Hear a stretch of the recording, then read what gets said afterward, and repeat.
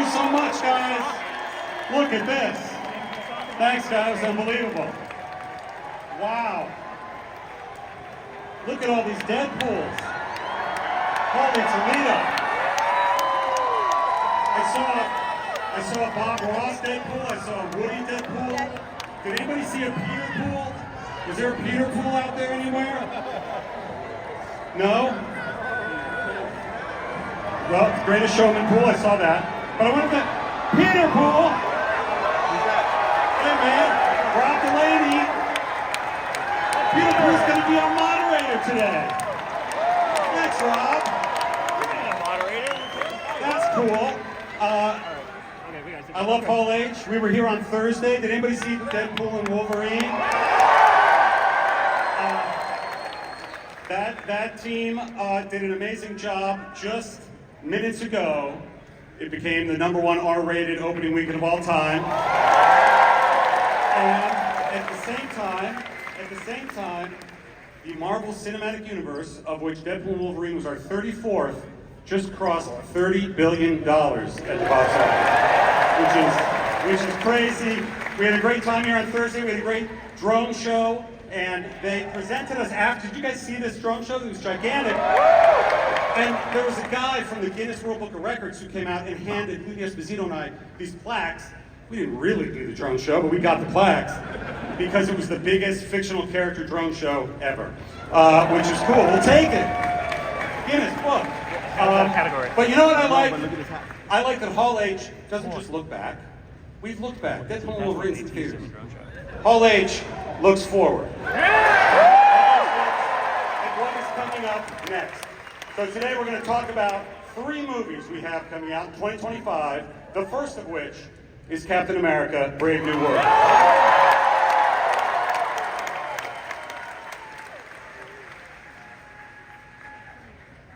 And we have the cast, Rob. Let's do it. Let's hear it. Let's bring the cast out, man.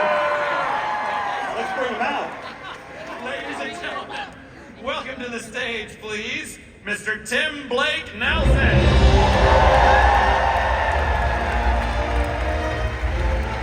Danny Ramirez. Giancarlo Esposito.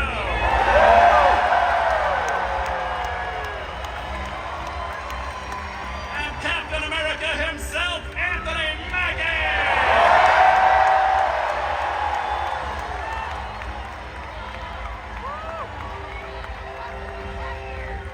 All right, welcome everybody. Good to see ya.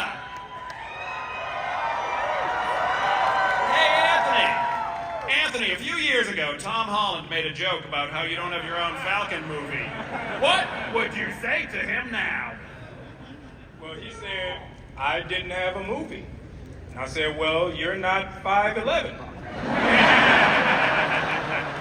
See what I'm talking about? I got a movie, but he ain't gonna be 5'11", no. Yes, Tom Holland, fuck you.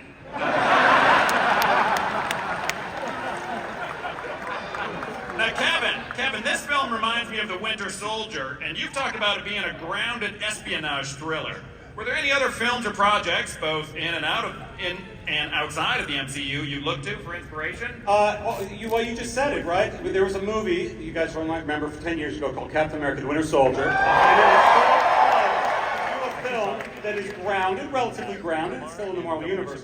But that's really what this film is return to that. And I think when you see some things, you'll see that it is that level of grounded action movie that we also can do in the MCU. Right on. Now, Anthony, unlike Steve Rogers, Sam doesn't have the super soldier serum. How does Sam's lack of superpowers affect your approach to the action scenes? Whoa, very good question.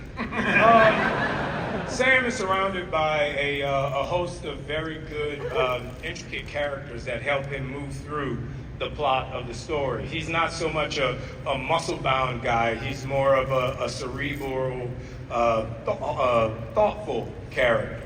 You know, when you first see Sam in Falcon Winter Soldier, he's a counselor. So he keeps that counseling, he keeps that approach throughout the course of the character in all of the films. Right on. Now, Tim, it's been Very 16 cerebral answer years. right there. Cerebral. Punch Very people in the cerebral face. I answer. will punch you in the face. And counsel you. Yes, yes, yes.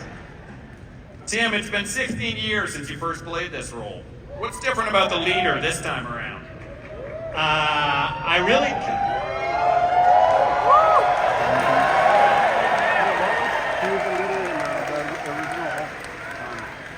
I really can't say much because Say it. Give it to him, Tim. Give it to him. no spoilers. I want them to bring me back. In another 16 years. Yeah, right, exactly. And I say how happy I am that he's back. No little tag left behind. That he was there on the floor with his head beginning to bulge, and now here we are. Yeah, by the time I'm brought back again, to quote "O Brother, Where Art Thou" will be coming pabulum. Anyway, they wrote a great story for him, and I think people are going to be pretty excited. All right. Danny, you're no stranger to the skies. Can you share anything about the sequences in this film? How are those wings, and what's the secret to looking cool while flying through the air? Wow, well, I feel. He was the top guy. Okay. I'm going. I'm out. No, I think. Well, that's one of the first times I hear it out loud too, said in public. But I feel at home in the skies, and so it's cool to take these wings that have gone through many iterations and some wear and tear for years and years. I thought they also came with knee braces too because they're a little bit older, but.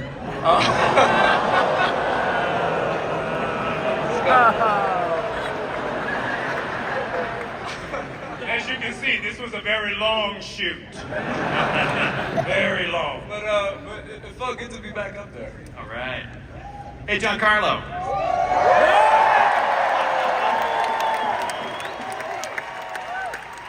Now, you've been talking about wanting to join the MCU for a while. What does it mean to finally step into the Marvel Cinematic Universe? You know, it's like a dream come true. When your dreams come true and you get the call, you walk through the door. I have a great deal of gratitude for all the fans who really had this dream come true because it was fan casting that linked us together and we started to talk. And so everyone wanted to be with one thing or another thing. There's been a lot of guessing going about who I really am. But to be with this cast, especially Anthony Mackie, who brings it every single time in every way that he possibly can. Can I say it? I am. Can I say it? I can say it. Wow. Can finally unleash it. I am the king of the Serpent Society. I am Seth Volker, Sidewinder. That's a load off my shoulders. Let it all go now. Thank you so much, Mr. Spike. All right, for our last question, gang. Anthony, you've said before that the shield can be pretty heavy. What's the secret to wielding both the shield and the wings? That's a very good question. Why didn't any prompt me on this? You know, it's interesting just because I never realized how heavy the shield was. And my costume is pretty heavy. And there's a lot of responsibility and a lot of background and everything that comes with it. And I couldn't have a better group of people, even the ones who aren't here, the cast members I had, and the ones who are standing before you to help me with that responsibility and make sure that these characters came to life truthfully and this story was told in a truthful way. All right. Now you'll notice our director, Julius Honor, is not here. He tested positive for COVID. That fool tried to give me COVID over Zoom. He is not here. He tried to give me COVID over Zoom. We ain't gonna talk about it. I'm calling him right now.